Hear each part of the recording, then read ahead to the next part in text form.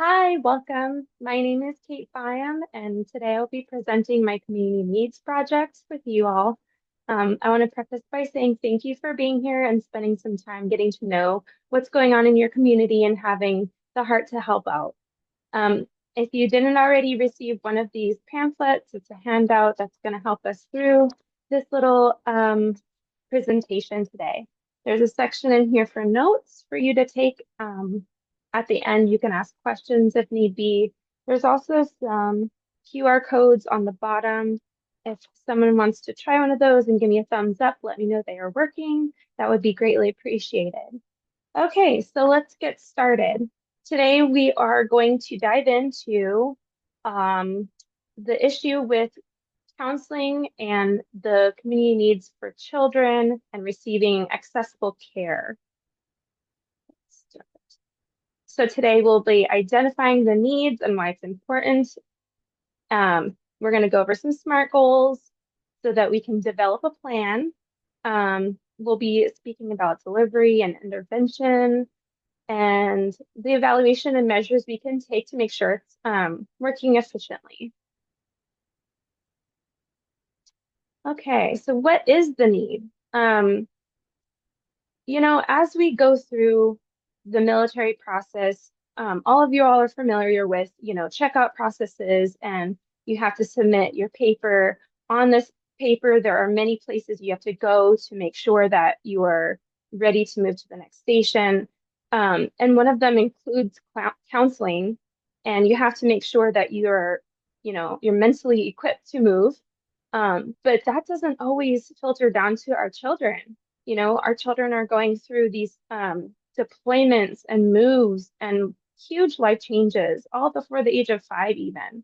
And so, having accessible care and just being able to provide them the resources they need to cope with these extreme changes that are unlike the normal population is imperative. So military children do support the mission. They provide the service member with the peace of mind that they're doing okay. When we go to work every day, we usually are focused on providing for our children and for our country, and that's one of the ways we can do that. Um, Having healthy mentality in the family systems can also, spill over into the work environment, making more productive Marines for you. So let's see. So the demand and the services outweigh the counselor availability. So we're having a shortage of staff. Um, so it says here the majority of psychologists are reporting that more people are seeking mental health care this year. And additionally to already long wait lists, over half said that there are no openings for new patients, which is true. Um, they said among these who kept wait lists, average wait times were 3 months or longer, and nearly 40% said their wait list had grown in the past year. I mean, we've seen what COVID has done. It's created so many problems within the household, financially. It's increased stress levels around the world. And this all filters down to our children. And we need to make sure that they are equipped with that knowledge to um, self-regulate. And if the parents aren't there to help them out because they're on deployments, this is something that we need to take into consideration. And speaking of deployments, it's linked to anxiety. So we have children from the ages of 3 to 5 years old that are increasing in rates of anxiety, and that leads to other really detrimental things like suicidal ideation and other things that can really affect the children.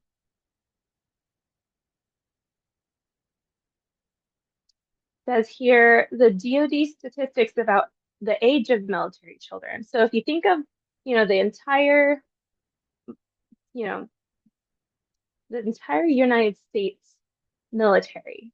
We have many branches, the Marines, the Army, the Navy, we have Coast Guard, we have the reserves, among others. I'm sure I've missed, the new ones as well. And among all of those, it says here that there is not over 900,000 children for active duty members.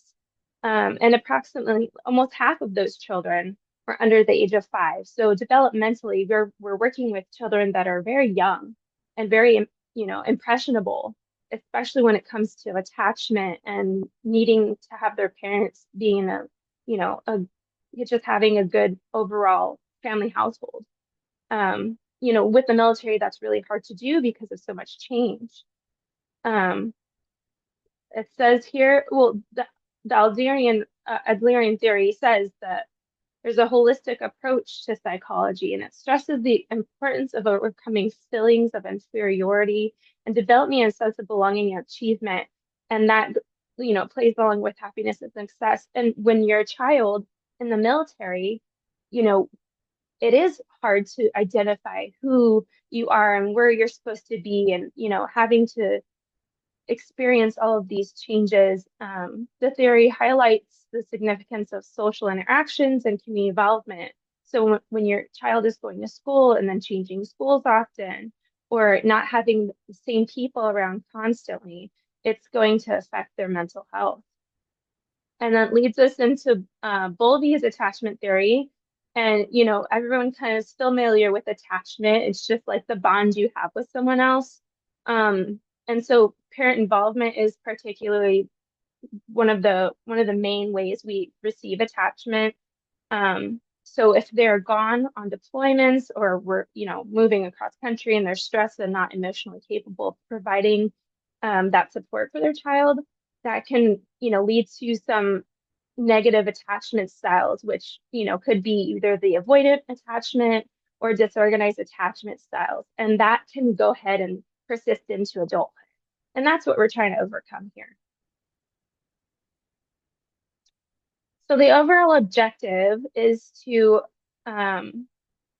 provide mental health services to military children in a timely manner. We have many resources here on base. We have many resources for providing counseling services, and overall, we have the foundation. We are just lacking the staff. We're lacking the availability. Right now, the average wait time is close to 6 to 12 weeks, and that's on the installation. And that's a standard across the United States. So the first goal we have is increasing the care availability. How do we do that? We're going to increase the mental health counseling staff. And we can measure that through, documenting how many counselors are available at a given time. And mind you, these counselors would be proficient in child, like play therapies and stuff, not necessarily these counselors that we have for our military service members, but specializing in child development.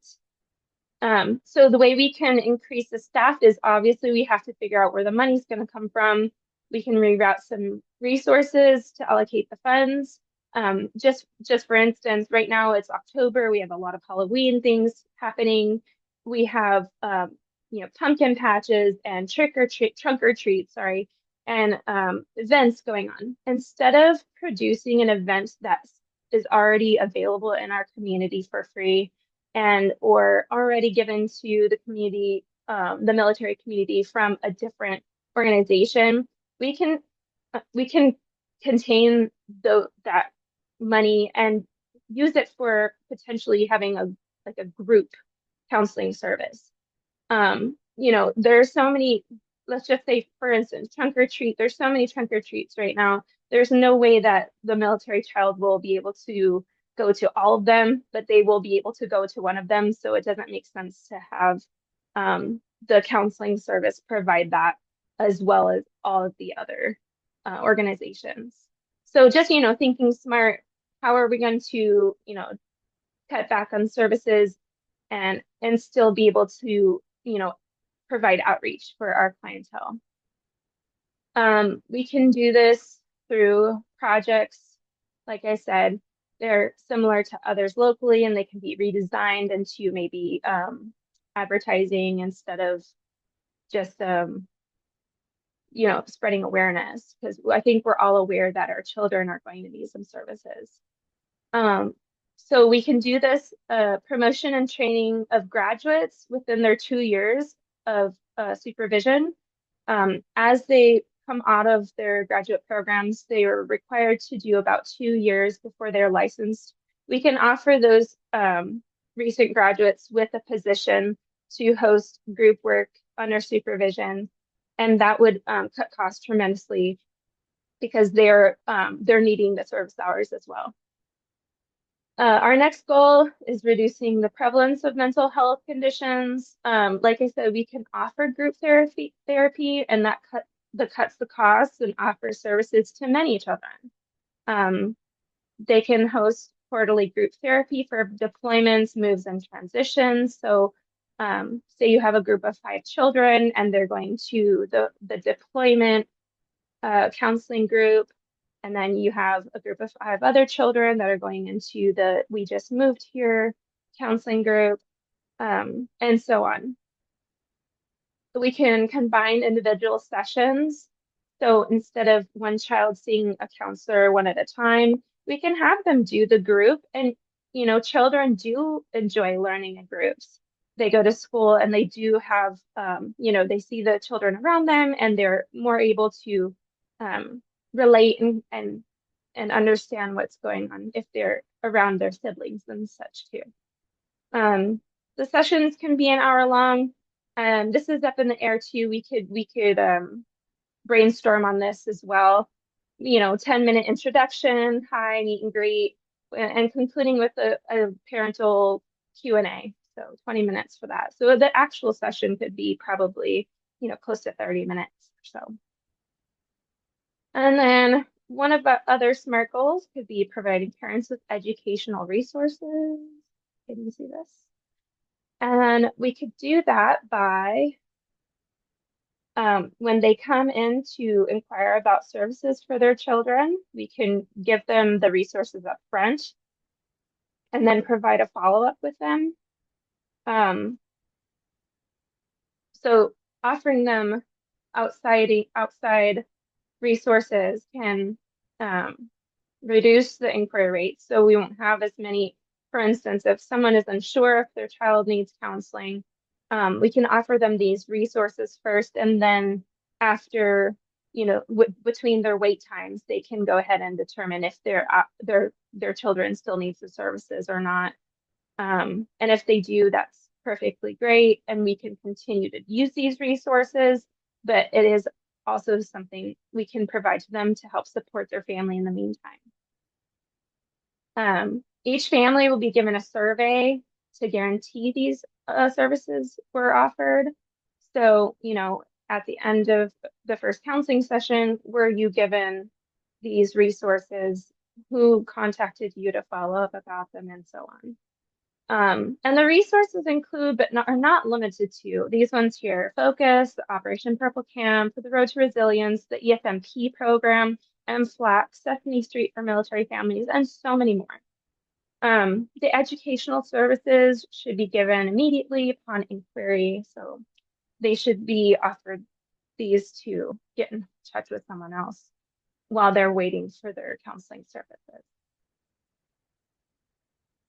All right, so we have to connect these goals to the need. The goals are a framework to help us provide the best program available. We have to modify the variables we can change, which is, offering more services and being readily available with resources in a timely manner, and identify the variables we can't change. We cannot change the fact that some parent will have to go on deployment.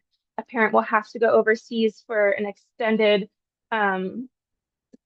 trip, for a PCS season. That's just bound to happen, and there's no way around that. And I feel like there are many people that are trying to homestead, and there are programs in place for that as well. But in the meantime, we can change what we can, and that's through providing more available services. We can support the families and the military children through resources while they wait for care. So that's fairly important, what we already spoke about. And then we can build up the resources to offer widespread care. So once we get a hang of this, objective, we can go ahead and, tailor these resources to what the children are going to need, and understand the depths of the resources to give the parents a little better of a foundation instead of throwing all of these pamphlets at them. We can say, okay, your child is struggling in these areas. I feel like these two resources would be the best fit for them. So the delivery of intervention is pretty much how are we going to organize this so it can be deliverable and stay on the right track. We're going to use this specialty mental health sector, which is a team of people who will support these services as well.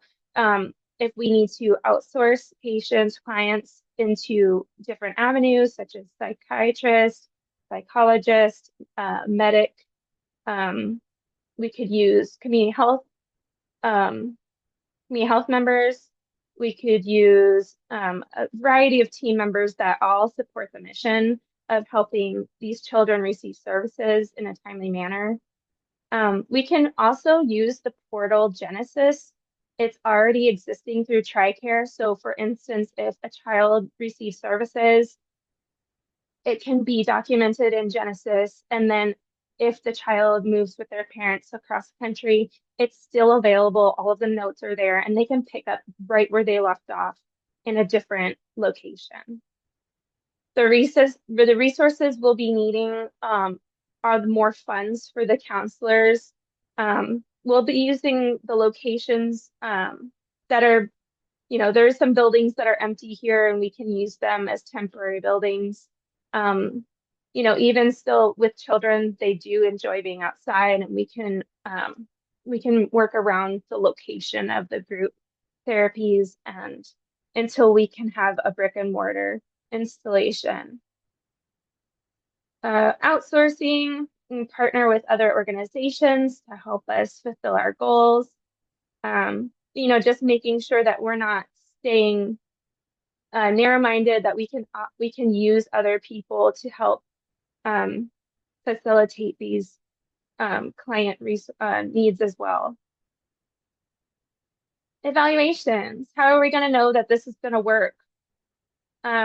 So we'll use comprehensive evaluations. And one thing the Military One Source is really great at is posting a yearly statistics online.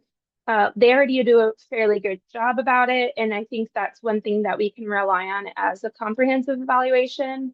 We can also use formative evaluations, which are parental surveys or any other kind of question and answers that we can document and put into a file. Comparative statistics, we can use the availability on the installation in weeks. So for instance, if someone is inquiring about counseling service, how many weeks does it take for them to be seen after inquiry? That's one of the statistics we can use in comparative, like in the beginning of the year, it took 6 weeks. Now it's only taking 2 weeks and so on.